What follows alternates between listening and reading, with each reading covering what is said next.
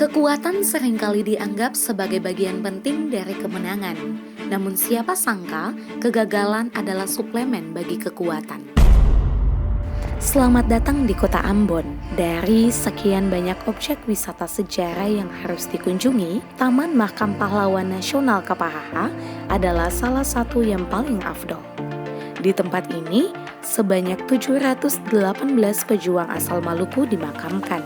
Tapi, kenapa tempat ini bernama KPHH? Padahal, jauh sekali letaknya dari Benteng KPHH di Morella. Pada awalnya kan belum ada nama sebenarnya kuburan pahlawan itu, kemudian Pemda dan Kodam itu melakukan penelitian tentang sejarah perjuangan-perjuangan di Pulau Ambon ini. Kemudian yang jadi salah satu tempat yang menjadi penelitian itu kan di Morella sini, di KPHH. Nah, lalu setelah membuat penelitian, nama dari Benteng KPHH ini dijadikan sebagai nama dari Taman Makam Pahlawan itu. Jadi inspirasinya dari sini, dari penelitian itu. Ya. Jadi seperti itu alasan penamaannya.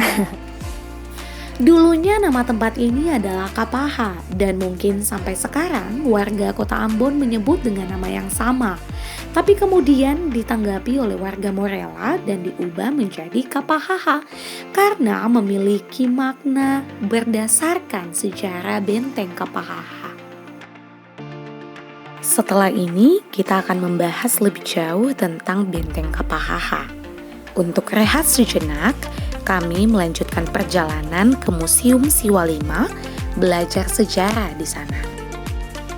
Di mana lagi tempat yang paling asyik untuk belajar sejarah di Kota Ambon kalau bukan di Museum Siwa 5? Di sini, kita bisa melihat banyak peninggalan sejarah, mulai dari yang bersifat lokal, bahkan yang bersifat nasional, hingga museum kelautan. Intinya harus ke Museum Siwa 5 kalau mau tahu banyak hal soal sejarah. Keren pas sekali.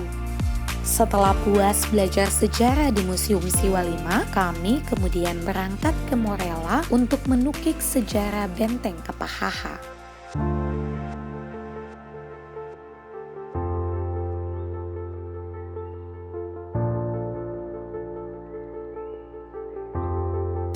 Selamat datang di negeri Morella. Sobat yang sudah tahu negeri Morella pasti tidak asing dengan objek wisata lubang buaya, apalagi tradisi pukul sapunya. Tapi kali ini tujuan kita bukan itu. Yaps, kita akan ke Benteng KPHH. Mari kita gali kisah di balik Benteng KPHH. Untuk sampai di lokasi Benteng KPHH, kami harus menyusuri jalan sepanjang kurang lebih 2 km dari negeri Morella dan menaiki gunung yang lumayan menguras tenaga. Kalau ke sini, kita tidak bisa sendiri, harus ada yang menemani.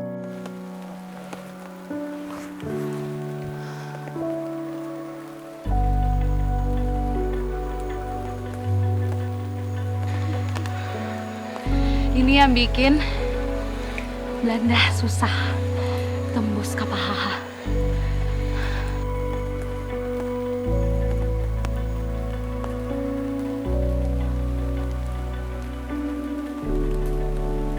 Sampainya di lokasi, kita akan melihat beberapa spot sejarah seperti tempat keramat, beberapa kuburan tua, dan lokasi benteng.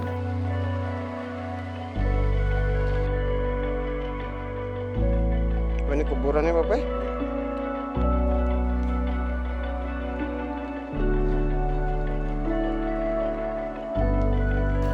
Benteng KPHH adalah benteng pertahanan masyarakat Hitu pada masa Perang Kerajaan Hitu.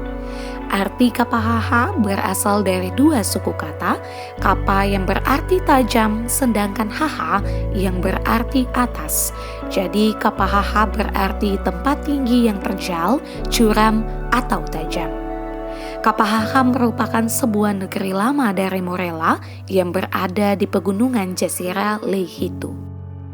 Benteng ini merupakan markas atau tempat pertahanan Kapitan Telukabisi yang bernama asli Ahmad Likawa. Arti Telukabisi adalah 3 kekuatan. Dalam Kapata atau Lani yang dipercaya di negeri Morella, Kapitan Telukabisi adalah gelar yang hanya diberikan kepada Ahmad Likawa. Telukabisi memiliki seorang istri yang bernama Putija. Ia berkulit putih dan merupakan keturunan Belanda. Ia adalah anak dari salah satu prajurit Belanda yang bernama Verheiden. Dari tadi kami mencari benteng Kapahaha, tapi di mana bangunan benteng Kapahaha? Situasi di sini memang sudah seperti ini, bentengnya memang sudah tidak seutuh benteng yang sebelumnya. Kenapa sampai sayang?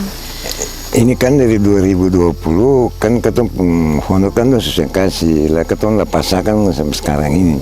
Biasa tuh kan dari BP3 Ternate yang kasih honor itu. Stupa kan dari 2020. Jadi itu mengapa alasannya sekarang bentengnya sudah tidak begitu diperhatikan lagi, karena memang ini benteng dari alam, jadi memang ya Bapak ya? Iya, gitu. benteng alam. Jadi akan mudah gitu. Walaupun eksistensi bangunan benteng Kapahaha tidak nampak, benteng Kapahaha merupakan salah satu cagar budaya yang menyimpan sejarah sangat luar biasa.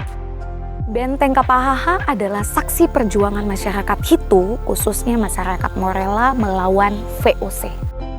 Pada saat peperangan Hitu dengan Portugis tahun 1599 sampai 1601, Belanda sudah sampai di Ambon. Bukan hanya Belanda, tapi dalam perjalanan itu sudah ada kongsi dagang, yakni VOC. Awalnya kedatangan Belanda disambut dengan ramah dan hangat oleh Raja Hitu. Bahkan Belanda atau VOC di sini dan Kerajaan Hitu memiliki hubungan dagang yang sangat akrab sejak tahun 1601 sampai 1634. Cukup lama juga ya. Namun dalam proses menjalankan hubungan dagang ini, Belanda dan Raja Hitu menandatangani kontrak yang isinya adalah sebagai berikut. Nyatanya, dalam implementasi kontrak, rakyat itu menerima banyak sekali penindasan yang merugikan masyarakat, seperti strategi monopoli yang membuat masyarakat menderita. Melihat tindakan ini, rakyat Hitu melakukan perlawanan terhadap Belanda sehingga dinamakan dengan Perang Hitu. Perang Hitu pertama terjadi pada tahun 1634 sampai 1643 yang dipimpin oleh Kaki Ali yang bermarkas di Benteng Wawani di Jazirah Hitu. Dalam menjalankan perang, Kaki Ali dibantu oleh penduduk Islam di Hitu, Seram Selatan, Hatu-Haha di Pulau Haruku, dan Iha di Pulau Saparua. Namun sayang pada tahun 1643, Kaki Ali dibunuh mati oleh salah seorang rakyat Spanyol yang bernama Francisco de Terra karena disogok oleh VOC. Perjuangan berlanjut yang dinamakan dengan Perang Hitu Kedua pada tahun 1643 sampai 1646. Peran itu pertama itu di Wawani.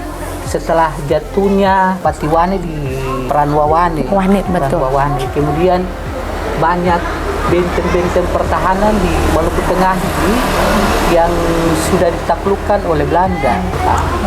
Kapahaha ini pada awalnya itu bukan benteng sebenarnya. Kapahaha ini negeri lama.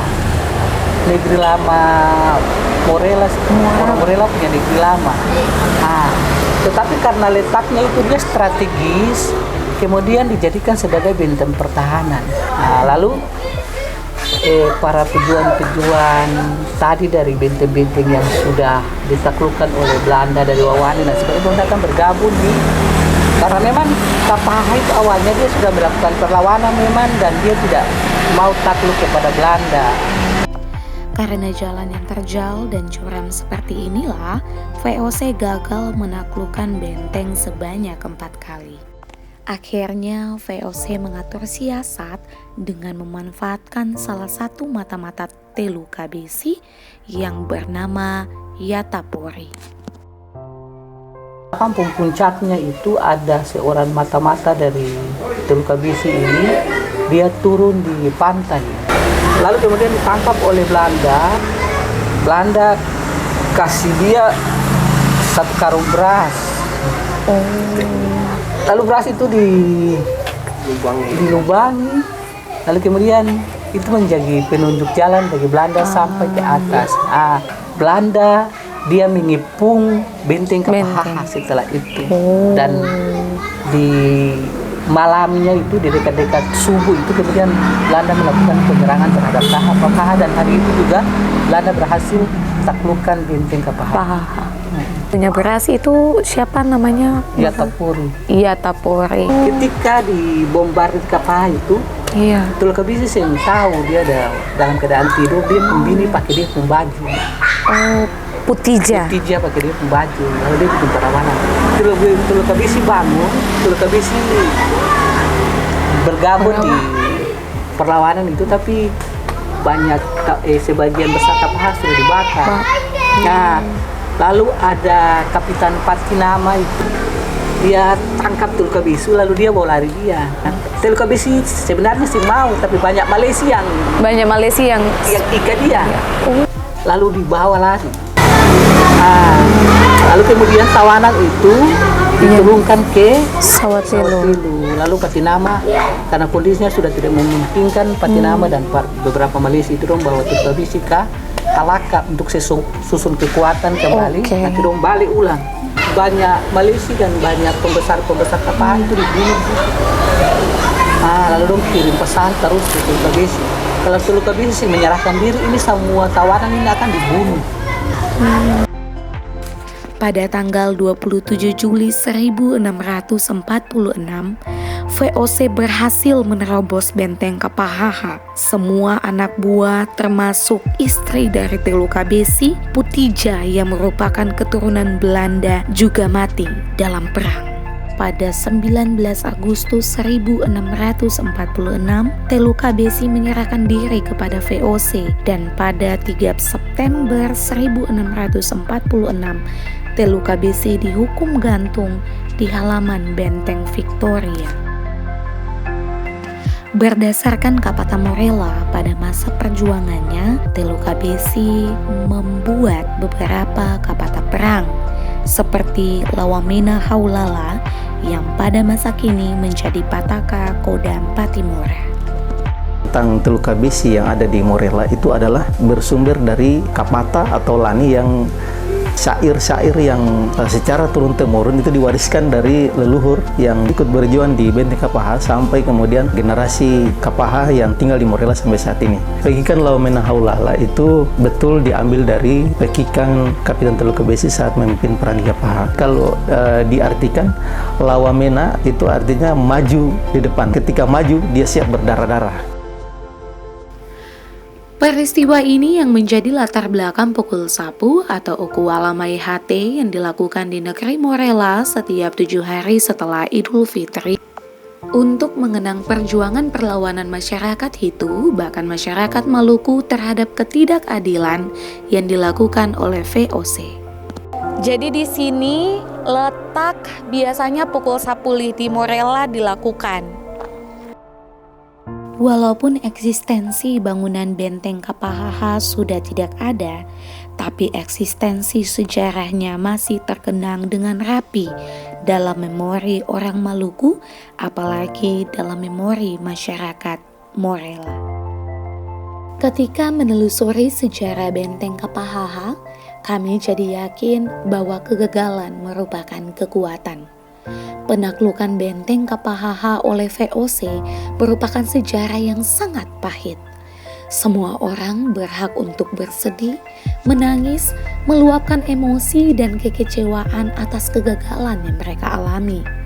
Namun, Kapitan Teluk Kabisi dan para pejuang bangsa ini dengan tegas ingin menyampaikan bahwa kegagalan adalah suplemen kekuatan untuk bisa bangkit lagi.